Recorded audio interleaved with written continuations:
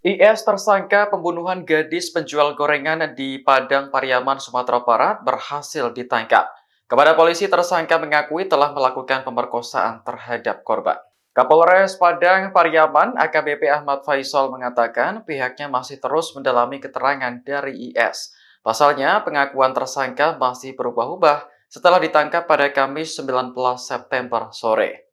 Faisal mengatakan IS ditangkap saat bersembunyi di sebuah loteng rumah di daerah Kayu Tanam. Rumah itu sebelumnya dicurigai oleh warga karena terkunci dari dalam, padahal tidak berpenghuni. Berbekal laporan dari warga, polisi pun mendatangi rumah tersebut dan melakukan penangkapan. IS sendiri telah menjadi buron selama 11 hari karena membunuh Nia Kurniasari.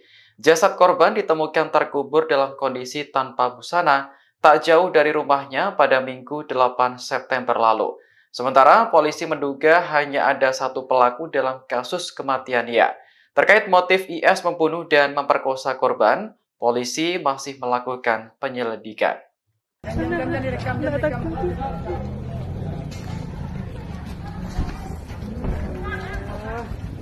Download Tribun X sekarang, menghadirkan lokal menjadi Indonesia.